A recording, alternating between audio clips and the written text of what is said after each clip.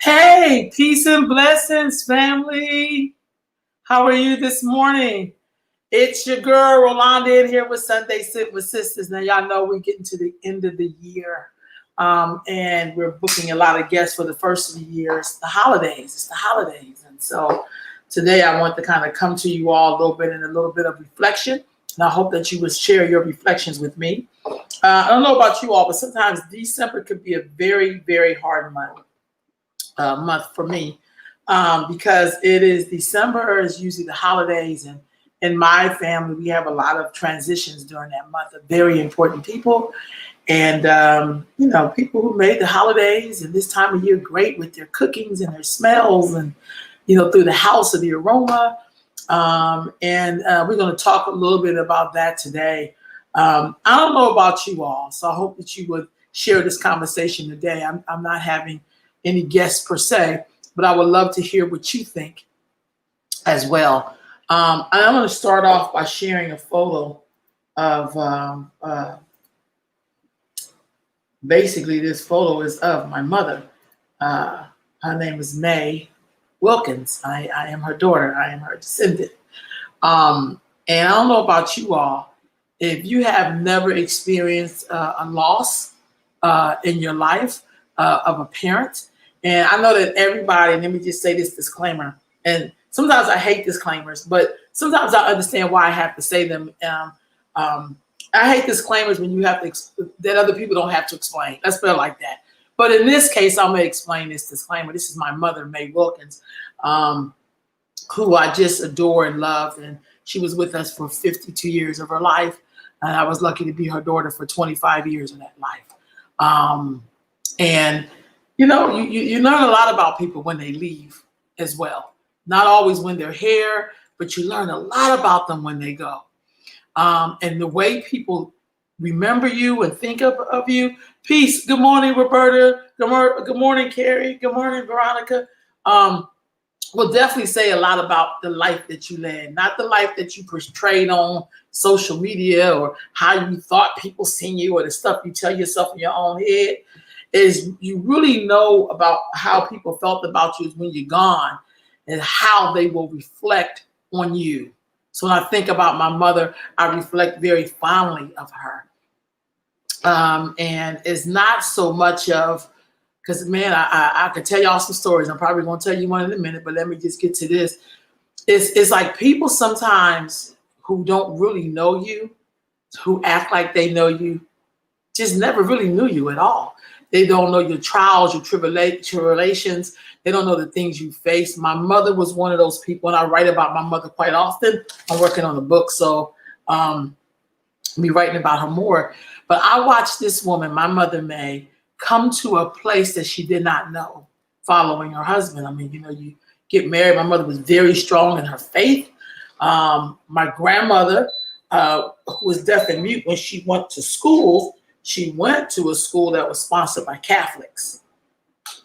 So my grandmother was deaf and mute. So, my mother had this very strong faith kind of thing. Marriage meant a lot to her. And so when her husband had this great idea to move us all to Cali and away from our family, you know. My mother supported that. And I know she also supported because she knew it was going to be something better for her children, you know. So that's why, you know, California is like the wide open land. This is the final frontier for America, you know. So, you know, we seen my mom, me and my siblings, we seen her struggle a lot. We seen her make groceries like $40, and she'd be feeding the family of 5 and 6, you know, for a month, you know, eating a lot of hearty meals. My mother was a survivor and a thriver at the same time. And she was also an arch sacrificer. So I'm going to always talk about my mom. I'm not going to make her stuff be little because somebody didn't get that from their parent. I don't ever let people do that to me. I said, well, that's your damn story. But I had a wonderful mom. And my mother worked 3 and 4 jobs for her family. You know, this woman, my mother did not get her medicine because she was buying us clothes and made sure we were straight. That's an art sacrificer. You know, she wasn't buying hair weave. You know, she had to buy medicine for herself, but she did not. She was making sure we had, which meant she didn't buy her medicine.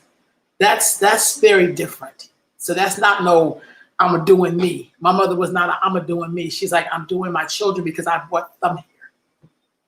So there's one story I'm gonna share, and I think my sister may be on this line here.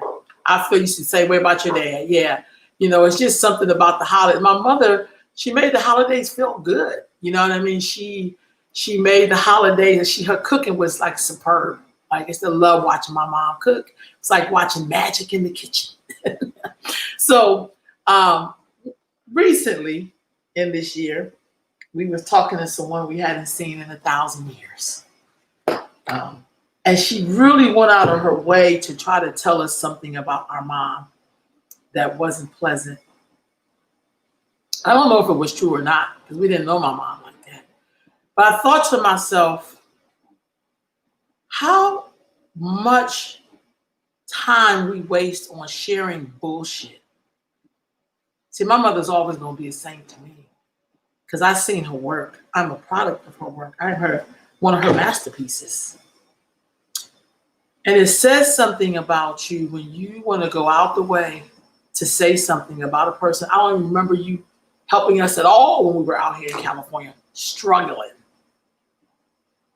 So we waste a lot of time on bullshit. You know, I was very proud of my sisters because, you know, we could be some hell raisers, but they just smiled on this person like, I ain't seen you since I was 3. You know, it's when one of my sisters said, like, this heifer don't even know us. But, you know, we respect the older people. And I thought to myself, that was a testament to my mother. That was a testament to this woman right here, to May. May has shown, and even now through the grave, she continues to show us all the lessons she was giving us. That we felt like, man, my mom is so strict, man. My mom, man.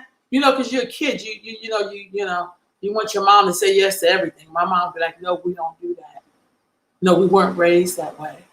I mean, even in the midst of the crack era, that's why you can't tell me shit about that crack era.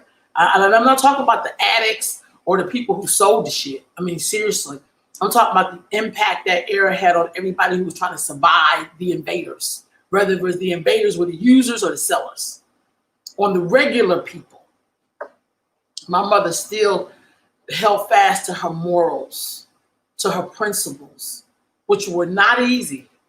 So my mother died when she was 52, and I'm like 3 years off of that. And I think to myself, wow, that's very young. Sometimes I don't even feel as old, you know, as I am. I'm 49. I just, you know, I grew up watching the Jeffersons. You know, they were supposed to be 40. They had them with 50 gray hairs, you know, bent all over. You know, greetings, Sequestra. Greetings and things like Leticia. And so I reflect on my mom a lot. So she's one of those people that she has shaped me. She has helped me to make it through a lot of stuff, even right now, when I have to deal with people in their shortcomings, if you will. I reflect on my mom, and I know that all is well. All is totally well when I reflect on her. So also during this time of the year, and I'm just sharing some things with you all, I reflect a lot on the work. And for me, the work has always been about Black girls and women, because Black girls turn into women. But it's always been about them, almost always. I hope I share this right one. Let's see if it's the right one. No, that's not the right one. Hold on, man. Yeah. Give me a minute to stop sharing this. Okay, I'm gonna hit the right one. So we'll try to share again. And it must be this one. Okay. So I found a bunch of pictures, and this one I'm gonna kind of make this bigger. If you can see this, this is like a group of girls and women. This is like a 10-year ago picture, by the way. So this is when the birthing project was up and running under Catherine Hall Trujillo. And be clear.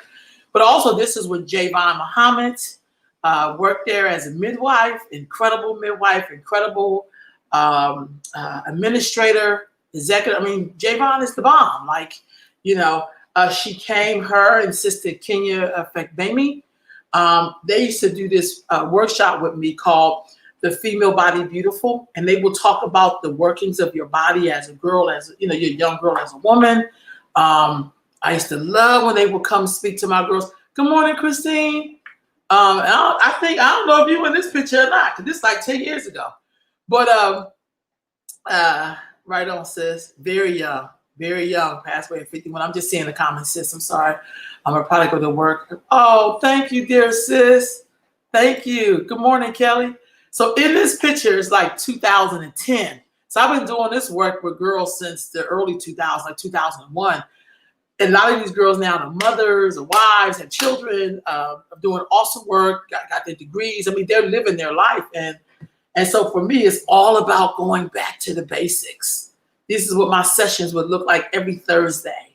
And I remember those, when I look back on these pictures, they really helped me to understand my work and why I'm really here. Let me make this bigger.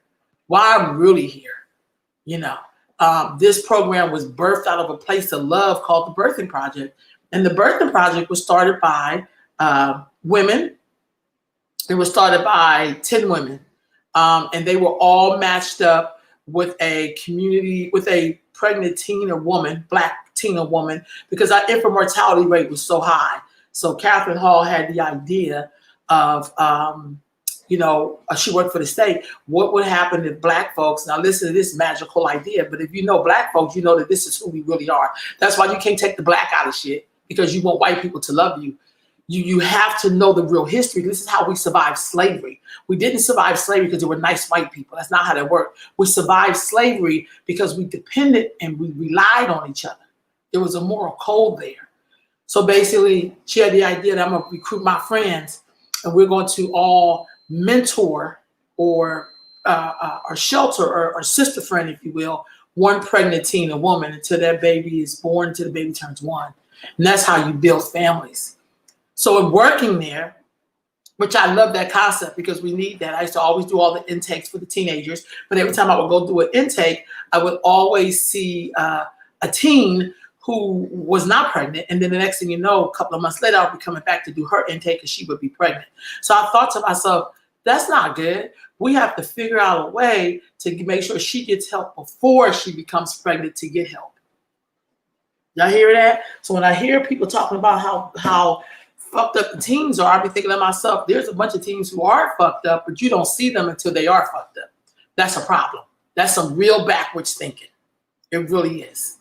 And so my dream was to work with girls because I was one of those girls who did not get pregnant as a teenager, who had dreams and goals, but didn't quite know how to get there. You know what I mean? And so I started the Academy of Dreams. As a matter of fact, it was called the Judge Alice Lytle Academy of Dreams. Because if you know Judge Alice Lytle, she did a lot of very progressive things inside of the juvenile court and inside of when you have your kid, like in childcare or whatever, before you go to court and stuff like that, she brought all that stuff in. Like Judge Alice Lytle. So you got to know about these sheroes behind the scenes that even though they're on the bench, they still moving things forward. And we don't talk about those great heroes. So I'll speak her name this morning, Judge Alice Lytle. Always supported Black girls in their dreams. She always supported the Academy of Dreams. Always. That's why we named it for her. So she's an ancestor now, but she left a mark that I'm still feeling, and that a lot of young people are benefactors of, because of Judge Lytle and those like her, whose names we may never know. So even though you went before her in court, you know what I mean, she still tried to figure out a way to best help you. And the sister was from Harlem. I think she was the youngest of 9, and she had a pretty big family. You know what I mean? So we always salute her. We always honor Judge Lytle, because even though she was, you know, a judge, which is not a bad thing, she wasn't just a judge judging you. She also volunteered. She also was a mentor to a pregnant woman that we just talked about. You know what I mean? Who she sheltered that woman and her child through, and they were still connected. Tell me about the spirit of Black people and what we do when our backs are against the wall, when we have no other options. We rely on each other. We see this thing through. We see our people through. You know, we are touching generations' names we will never know, but because of the acts and deeds that we do in this moment, will affect 7 generations, some say, forward. I look at this picture. Some of these young ladies call me. I don't remember half their names, but I was so grateful because I watched them do a lot of bonding exercises. The beautiful thing in here, and I'm going to try to get back to show this next picture, Sister Javon, this is how we would meet, y'all. This would be gobs of girls. I mean, just, they would be ready to go. This is a Thursday night, family. This is when we did a little photo shoot. This was Javon and Kenya. They would come. Kenya with her baby. Now her baby's a teenager. That's how, you know, she's like a tween or something now. And she would, because she's a doula, you know, and now she's I think she's a director over at Her Health First. But she, you know, she used to come and talk about your body, how it worked. They would show videos. They would all get their packets of the self-examination kits. That's what they would get. And each girl would go home and do their own, you know what I'm saying? But they would show them how to do it and all that. It was just so incredible. And Jay, I mean, this is like stuff they did voluntarily. I didn't have money to pay them. This is the group. I'm looking at some of these girls like I've seen some of them as adults. I mean, they was learning. This is stuff we don't, you can tell it's serious because look at how everybody looking at this picture. I love with Javon, they breaks it down. They break it down. You know, this is Javon, that's them showing the video. Javon also with the girls, and it would be packed in there.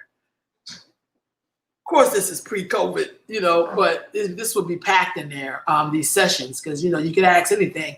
Javon would also talk about Black women getting their love story. And I'm going to be very honest, that was one of my favorite parts of watching them do the workshop. When Javon would talk about Black women getting their love story. You say, well, what is that? You know, we all have our dreams of who we're going to marry or who we want to be with and have children with or whatever. And because we live in a society where we're pushing all of these new people rights in to be whoever they want to be, we forget the basis of the people who never had the opportunity, because Black folks, we didn't come here as a family unit. If you came here as a descendant of enslaved people, you didn't come here as a family unit. We didn't all run across the border together as a family. We didn't all come over here on an airliner or, you know, or aircraft or on a boat or whatever as a family with our language and everything intact when we got here. We've always gotten here as broken people, if you will.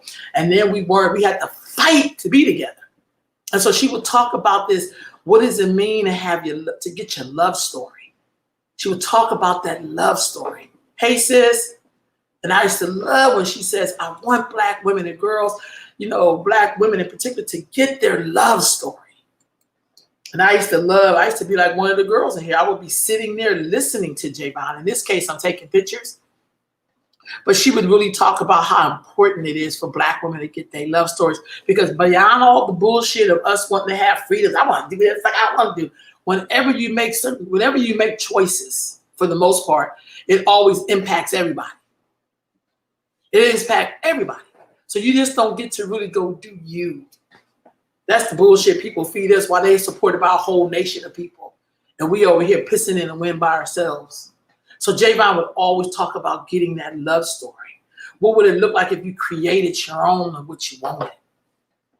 Man, I love Javon. Javon is one of my sheroes because I've watched her do things out the box and to stand up for Black folks' culture. You know, unapologetically. She didn't give a damn. I love that about it. This is what the class looked like. It would be packed in there every Thursday. Look at Kayla. Kayla like 30 something now. Lord Jesus, I'm old. But there they are in there. Okay, so this is what the session would look like. This was called the Female Body Beautiful. And as I look back on the work, and for me, I'm going right back to those basics. Next year, I'm doing 10 by 10. People say, Londa, what is 10 by 10? 10 by 10 is when I'm going to have 10 cohorts of 10 girls for next year to work through. And they'll mostly be paid internships, meaning they'll earn a stipend, but it'll be 3 cohorts of 10 that will be middle school girls, and the other 7 will be high school and college girls. Because y'all, we got to take it back to the basics. We got to really, a lot of our kids, young women, see, my thing is I'm concerned with women. Now y'all can do the boys and stuff like that, because it always gets me how women would be so supportive of boys and their daughters would be laying right there bleeding to death with shit. I think sometimes when women do that, they don't give a damn about themselves. You know, if you want to impact the nation, you definitely have to hit that woman.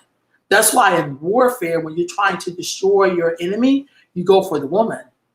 You know, you try to, because rape is an act of warfare. So if you really want to disturb people and their root of their culture and how they survive, you have to hit that woman. You got to. You have to leave your seed, as they say. So for me, I want to go back to the basics of working with Black girls and women hard.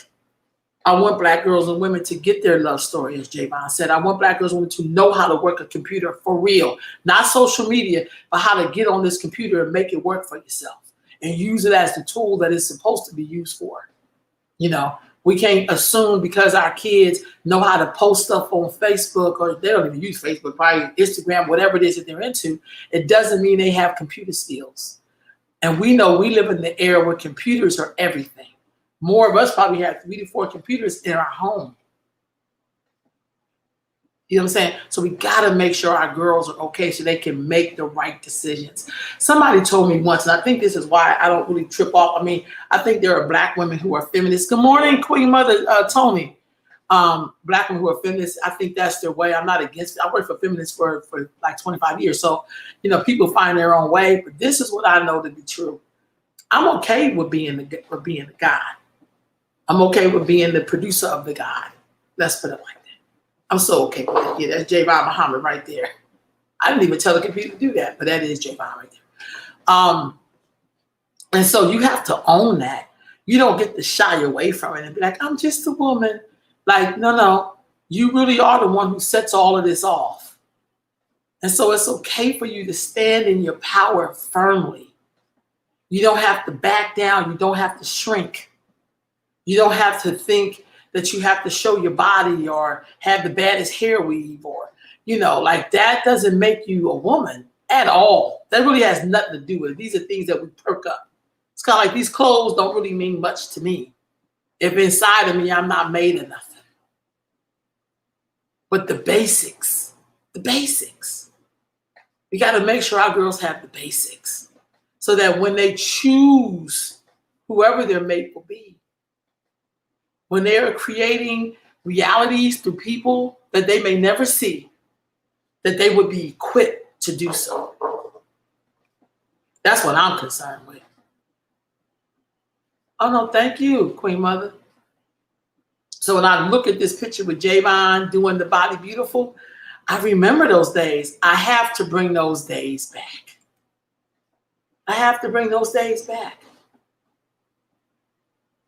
This is for my sessions, I just do huge sessions like this all the time, and I loved it. And I would have to hate if I had to cancel it. But what I'm going to do this time, a little different. I've been doing that work for years, y'all. Like I'm just showing you some of my pieces. I've been doing this work for years. But we have to, our babies need us, and they need us to step up in a major way.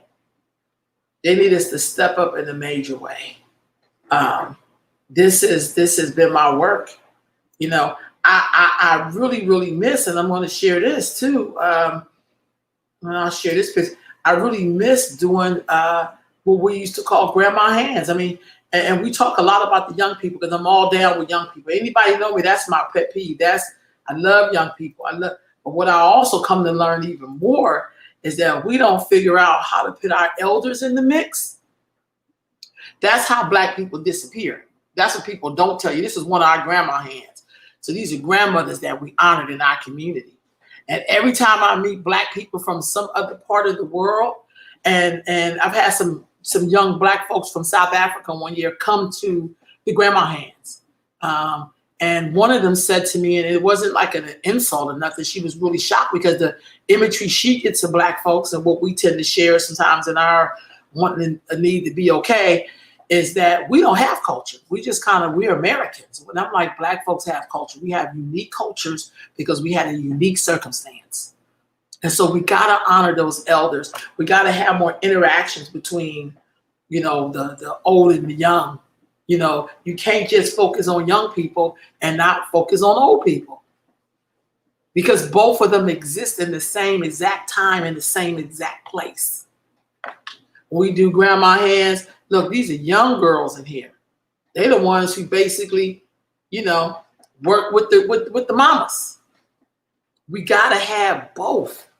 It's got to be a balance, family, because here's the real truth. We keep starting over in the Black community because somehow we believe, because this is what I learned from my mama, blessed memory, that no one can really beat you unless you allow them to, unless you buy the narrative.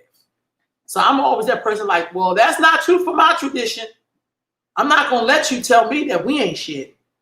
I'm not going to let you tell me that Black folks is somehow the last people on the planet and we need other people to validate us. Bullshit. You don't get to tell me that. So I know how powerful we really are. I know that the Black woman, she births the nation. So if that's the case, if I really want to impact the nation, I have to impact that woman. It don't mean we leave the man out. But hell, even men know that the buck stops with us. Even they know that.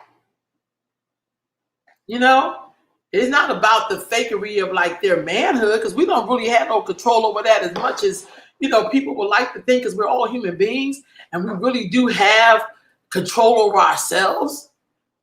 Yes, we do, Khadijah. And I'm big on that. Let me just show y'all. This is one of the earlier men of honors. The grandma hands. I just got to show y'all this and why this is so important for me. Like, I think part of my life's mission when the ancestors, the great spirit, whatever we want to call that energy, sent me down here as Rolanda, I really believe this was part of my mission. That's why I don't trip on it being my mission. This is Sister Takara. I think Takara must have been like straight out of high school on this picture. She was still in high school probably. At this time, this was 2014, so she was still in high school. But this is what you do at grandma hands. You hug people. You say thank you to them. Look at this. You say thank you. They're congratulating them. Thank you for being there. Thank you for taking care of us. What must it be like to be in a community that says thank you to you while you're living? Not while you're dead in the ground and you hope they hear you in spirit, but in person to say thank you. We come to celebrate you. This is the line of people going around to say thank you. These are the honorees in that particular year. We've honored over close to 100 Black women in Sacramento with Grandma Hands Awards. This year we're going to do it virtually in 2011. Couldn't do it in 2020 because that's when the pandemic hit. But there they are. Each one of them get to sit in the chair and tell us who they are, who their story. We get to say to them how we felt about them. Thank you for helping me. Thank you for saying, for looking out for me, for my community, for my family. Thank you for hanging in there, Big Mama. Thank you for taking care of us when you thought your job was done. Thank you for, helping me. You're going to Miss Collier right there. I think I got a couple of pairs of her shoes because, we wear somewhat of the same size. But thank you for looking out. And it's a very touching moment because most times we don't always say thank you to people who are elders in our community. We too busy feeling like this is some of my girls who I got to get these little shots. And these some of my babies that come to help to celebrate. And they young women now. Both of these young ladies are mothers now. You see what I'm saying? So at some point, we have to just say thank you. These are all the pictures I'm pulling from. Look at these beautiful smiles, y'all. We have to say thank you. Because if we do this right, one day we will be an elder. And being an elder in the Black community should mean something. If you consider all the stuff that we've been through, it should mean something to be an elder. I don't know where this blue screen came from. I'm going to stop the share so I can fix this blue screen. It should mean something, family. It should mean something. And sometimes I feel very sad because sometimes it feels like it don't mean nothing. It feels like it don't mean anything in our community. And it should mean everything. I'm gonna skim through these rules. It definitely should mean something to get up and say to somebody, thank you. Thank you for taking care of me. Thank you for making sure, my kid got what they need for school. Thank you for being it. Thank you for listening to me. Thank you for looking at me and seeing the best in me when I didn't see the best in myself. Thank you for holding me up. Thank you for making sure I have food so my kids will have a good holiday. Thank you for staying in there and staying late with my baby when I couldn't get to them after school. Because we honor everybody. One lady we honored didn't have any birth children. And she had touched like 3 generations of children. And people's parents was in there like, I remember when I was a kid, the things you did for me. And what a wonderful way to say thank you. I think we got to remember that, family. I think we got to remember that we are all that we have as Black people. We are all that we have. And really, we are all that we need, honestly, with some integrity. This is Grandma Hand. These are people who are coming to salute them. These are people getting up, saying thank you to people. They got a proclamation from a city councilman, and a state senator, something from the mayor's office, and then we give them a Grandma Hand award. We want them to go on the record. So 100 years from now, you look up and they say, no, Black folks, we did Grandma Hands. We honored our elders. I don't know what the hell y'all talking about. I don't know what tradition y'all come from, but we honor the people we love. We say thank you in my culture. We love our elders in our culture. We respect them. We give thanks for their life. And you just never know. Some of our grandma now are elders. And so as they left, they know that we cared for them, that we celebrated them, that we said thank you to them. Thank you for coming. Thank you for giving birth to us who have given birth to many others. So we celebrate Grandma Hands. And we got to say thank you. Because without them, we could not even exist. So that's for the grandmas. But then, anybody know me? Because I believe in the whole package. Don't get it twisted. So if we have great women, right? Then we must have great men. Right? Come on, family. We must have great men in our tradition. Of course we have great men in our tradition. Because, we're not standing here by ourselves. We're not standing here by ourselves. I'm trying to find out. I got some men of honor here, but they mixed in with everything else. So I think this is it right here. But we have the men of honor. So we honor Black men in our community. We honor Black men. So every year we do something called the Men of Honor, which is coming up soon. Wow. And we have not Men of Honor just in Sacramento. We also have the Men of Honor in Philadelphia as well. And theirs just kept popping up. So I got to find the one in Sacramento. We did one last year. That was great. I think that is mixed in with my regular pictures. Let me see something here. Let me slow down. I think I'm moving too fast. Okay, here we go. It should be right over here somewhere. Sister Christine is saying, yes, Priestess. Oh, hey, Tracy. She said, a lot of young Black women self-esteem with talk. Right on. Thank you, sis. Thank you. You're an awesome mom. You're an awesome mom, an awesome mother. Right on, Tracy. Right on. I see you with your daddy there. in that picture. That's what's up. There it is. It's sitting right in my face.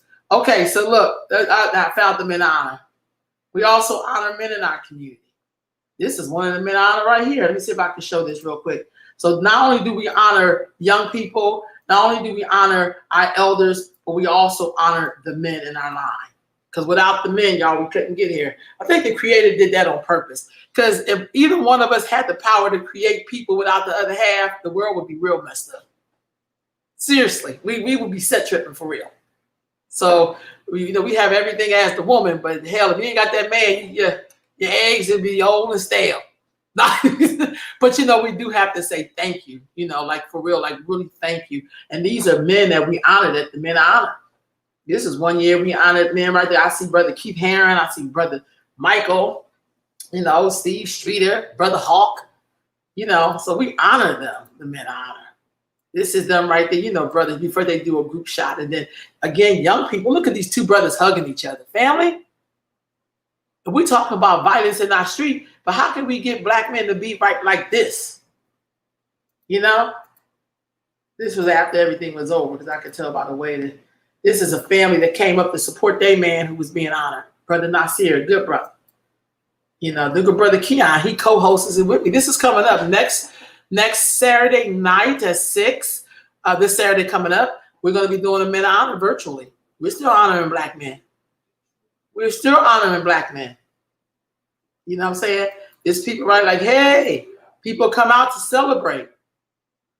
You know what I'm saying? People come out. They go, Brother Michael Kraft, good brothers in our community. Out there celebrating, y'all. Out there celebrating. Hold on, family. Hold on just a minute.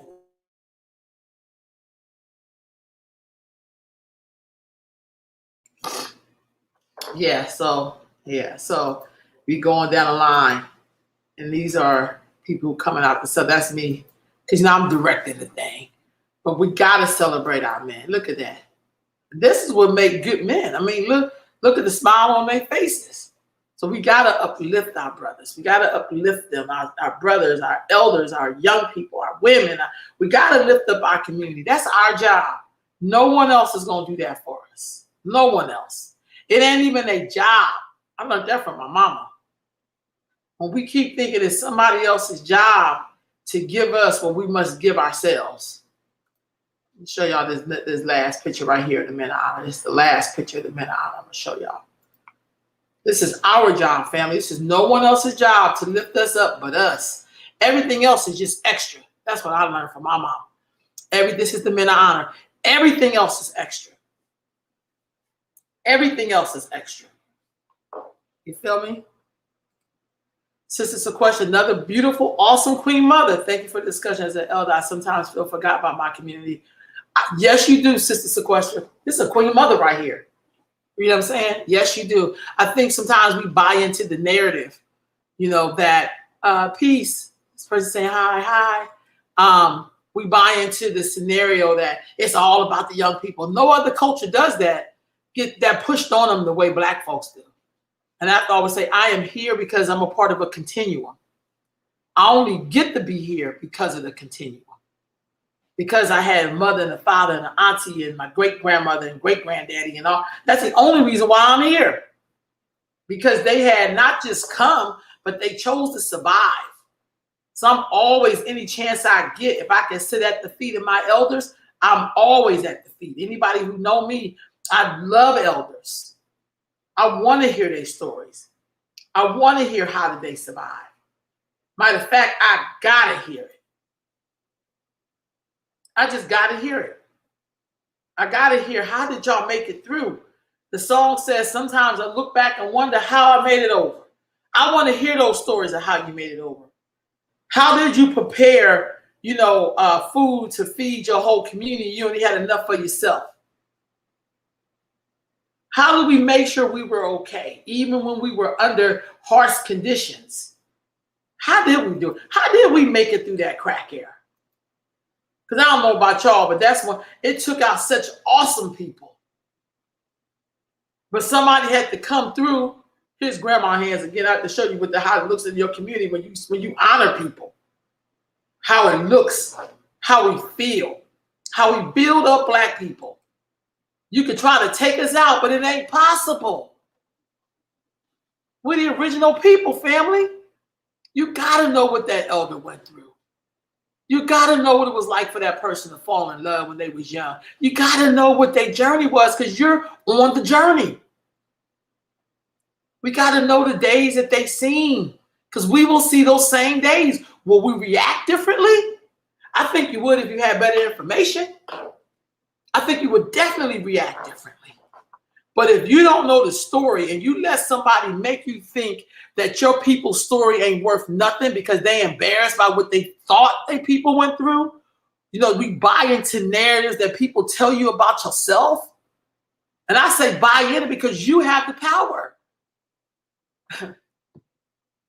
I have a great nephew. I love all my great nieces and nephews and nephews and nieces, whatever. But I have one great nephew that when he wants to do something, he will do it. I could tell him no 10 times. And he'll look at me like, mm-hmm.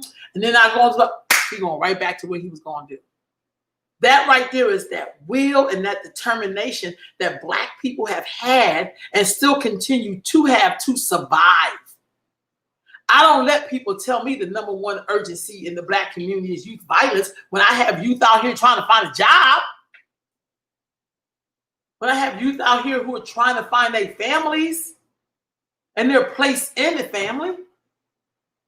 Come on, y'all. We're too great for that. We're too great for that. That's why I'm always trying to put together shows where we could talk about our greatness. Today, at 5 o'clock, I'm going to be on here with Brother Jamil, and we're going to talk about, I have this series called The Soul of Music, because I think music celebrates us. Music uplifts us and empowers us. You know, music is like the soundtrack it's like how we have air flowing, air flowing through us. That's how we're able to breathe and live, the breath of life. I think music is the same way. I was explaining to my girls in my class on Thursday how humming is a way of communicating, is such a way of expressing. That's how dope Black people is. That's how awesome we are. That we can hum our way through something. Don't play with me. Don't let people sell us short. I learned that from elders. I learned that from watching elders work their way through. I learned that from elders when they could not use their tongue to maybe say their words of disappointment. They would say it through a hum. That's how incredible we are. So we must celebrate ourselves. We must celebrate elders. We can't let people tell us how awesome we are not. Sometimes when I'm watching stuff on TV, I can say, I'm so tired of seeing these other people. I got to look at so sometimes I just be watching stuff that probably get on my last nerve, but I watch it anyway. I just watch it anyway because I want to see us. I want to see us celebrating us. The last thing I'm going to share with y'all, because time is winding down, and thank y'all all for commenting this morning. As I said, I'm just going to come and talk to the people this morning. Right on. Because without them, sequestered, without my elders and my ancestors, I am really nothing. I have no mission without them. None. No mission. One of the other things I do, I call in February, I do the Harriet Tubman Youth Leadership Awards. But then also, I do something called Black Excellence, where basically I celebrate Black young people who have graduated or completed school. Like just to say, hey, y'all, we see y'all. But also, because we have like a good, the food, just to show you how I'm bringing in culture. We have Caribbean food, African food, and soul food. So they get to taste a little bit of all of it. But one of the things I get the young people to do in both of those ceremonies, I always ask them to stand up and tell us what are their future plans. What are we to expect from them? So right here, here's a mom talking to her daughter, saying how proud she is that she's completed school and that whatever she can do to support her, she will. Don't tell me how Black folks, we don't get up and we don't celebrate each other. You have fathers talking to their sons, to their daughters, hugging them in front of the whole community and saying, I love you. I see you. I uplift you. See, I believe at the end of all this, family, at the end of all of this thing, when they're researching what Black people were like and doing, I would pray that these things will pop up. And they can say, no, no, Black people celebrated each other. No, no. This is a whole cafeteria full of people celebrating their young people. This one right here is at Help Professions. See if I can back up out of this a little bit so I can find some good pictures in here. Because in the end, it looks like this, family. It's a big ass circle. And we are surrounding young people. And we are saying to them, what do y'all need to be great? What do y'all need to be great? Could you imagine what that's like, that you would stand before your community with your child and tell them how much you love them, and that what part of their birth story or how they changed your life or vice versa or whatever it is, and then they get to tell you, well, this is what you can expect of me. These are my dreams to add on to the continuum. You know how powerful that is? Instead of us selling the narrative that all we do is kill each other, which we know is a lie, more of us are loving each other every day.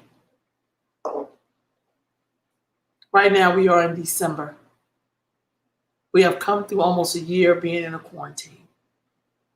I've watched people, like I watched in the crack era, support people who had less of. I watch people watch other people's children so they can go to work and make money. I watch people who came up in the foster care system and now they're adults and they don't have a lot of family, claim and find family. We cannot leave out the greatness that is us. Can't do it. And we cannot let other people do that to us. We have to remember that we are all that we have. And that really is enough. That's really enough. I often think about my mother. I think about my mom a lot. I'm going to show you these pictures of her before I wrap up. And the reason why I'm showing you these pictures of her, through all that we have been through as a people, this is the woman who taught me how to live and to love, to share all that we have, that there is always more. She would always say, there is always enough, she would say. And even though her life was only 52 years, she has left me and my siblings volumes. That's my sister Renee and my brother Ross when they were children. My sister Renee is an ancestor now. She has 2 daughters here. She has 3 grandchildren here. And she is alive and well. See, we really never die. This is what I figure out. You die a physical death. Because all of this is physical. All of us have an expiration date. But spiritually, you will always live. It depends on the work that you did while you were alive. That's why it's important how you live your life, how people see you. So every time I look at my sister Renee, I see my nephew Zakai. And when I see my nephew Zakai, I see my sister Renee.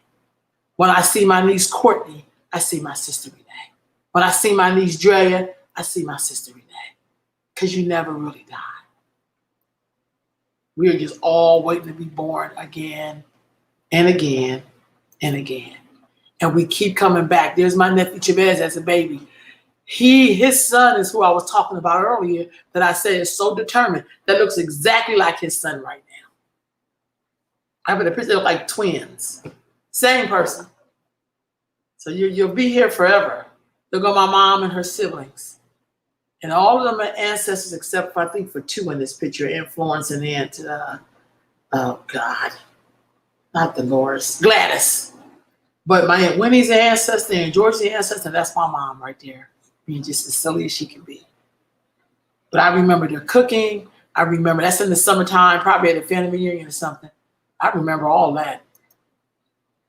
Look at my mom with my siblings at my brother's wedding, my brother Ross's wedding, my brother Rotel. Look at my mom, look at me, Dottie, and Khadijah. There we all are. This woman made a way out of no way. So I don't know about y'all, but when you go to a wedding and you see the parents come in and whatever, my mother come in somewhere. Because my dad was there, but my mom was there all the time, never left the children at all.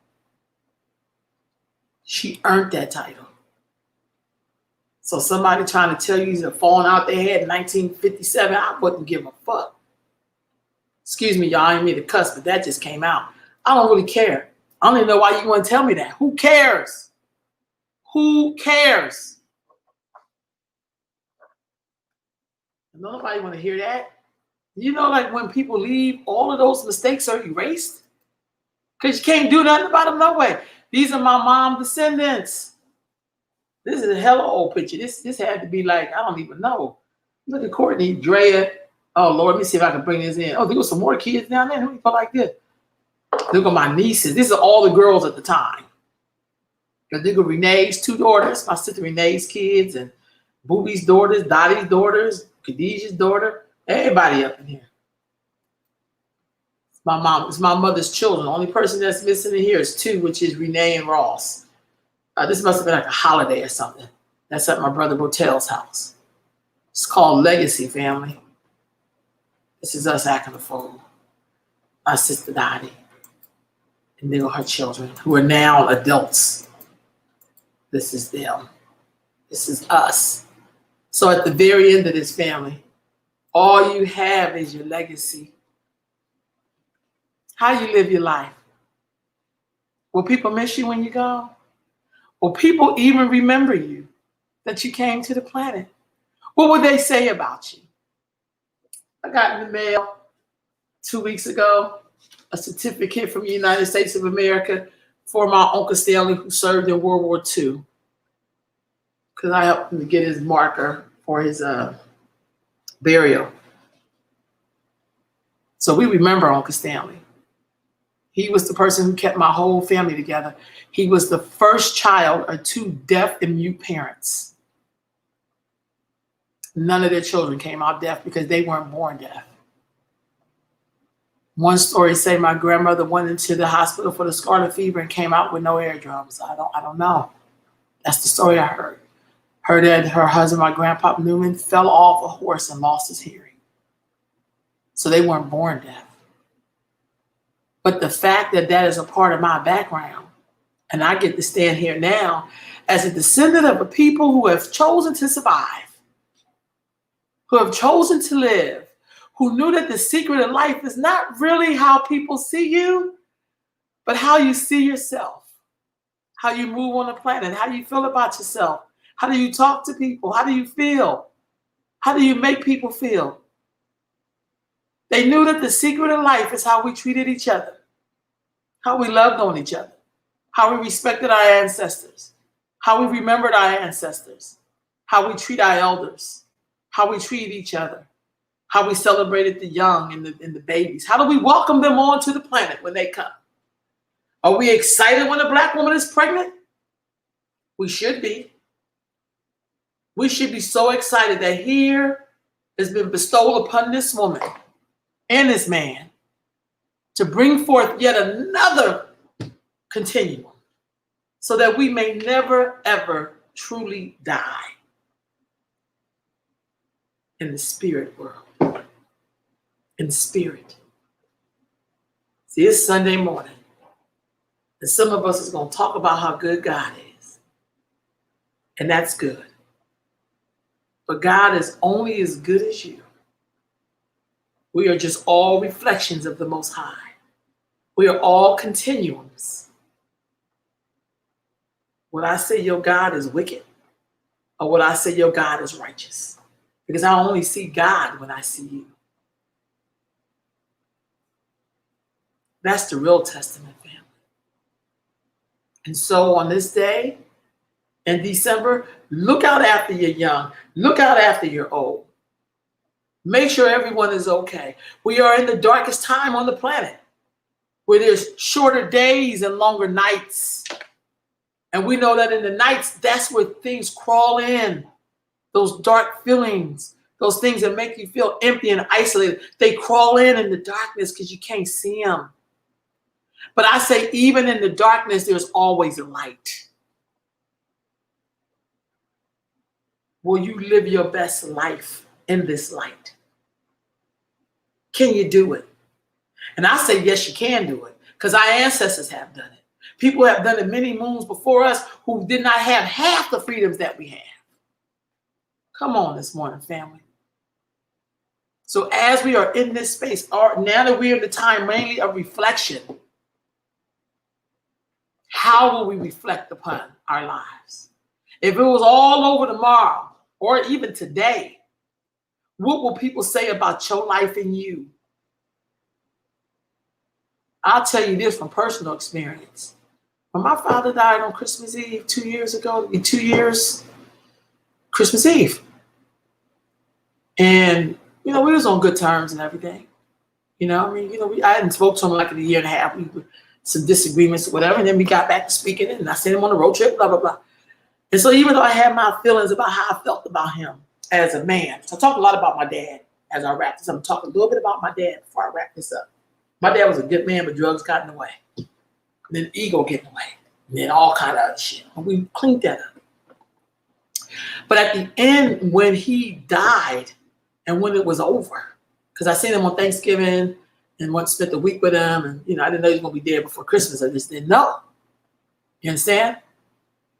But when he died, all of that anger that I felt, like that was still there about what he didn't do or what he did do, or how I felt about him doing X, Y. That shit like erased so quickly that it was just like it was like air. Like I couldn't do nothing. I couldn't even see it. It just evaporated. And all I could think about with him was all the good times. Him making SOS, him being a jokester, him, just trying to do the best he can with what he had. That's all I could think about with my dad. I couldn't think about none of the other bad stuff for some reason. That had all left. And all I could think of was the golden moments of him, of us, of our family. That's all I could think about. I couldn't remember nothing. I couldn't remember why I was so pissed off at him. I couldn't remember nothing. And then it dawned on me, like a ton of bricks, that really in the end, that's really what it's all about. Either you'll remember people or you'll rush to forget them. But in the ending of it, all I could remember was that part of my dad that I inherited, that people love a lot, that laughing and smiling and joking, and that's really what I inherited. At the very end, I really remembered that that's really all people know about you in the end anyway, is the way you made them feel. The gifts that they have given you. My dad has given me many gifts. Many gifts. So I'm going to leave y'all with this image because I'm out of here. If you haven't, you need to kneel down and you need to salute your ancestors wherever they buried. That is where my great-great-grandmother, Winnie Parks, and my great-grandmother, Georgia Wheaton, and my grandmother, Alice Newman, and my uncles and them are buried. That's their headstone. So if you haven't given thanks to your ancestors, you need to, because without them, you could not exist.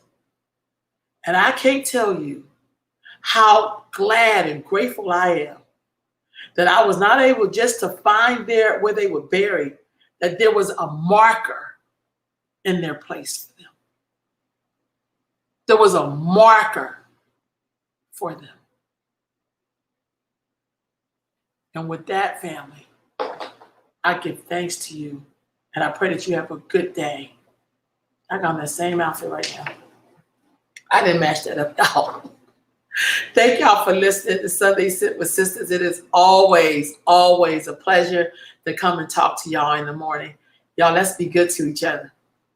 Peace and blessings.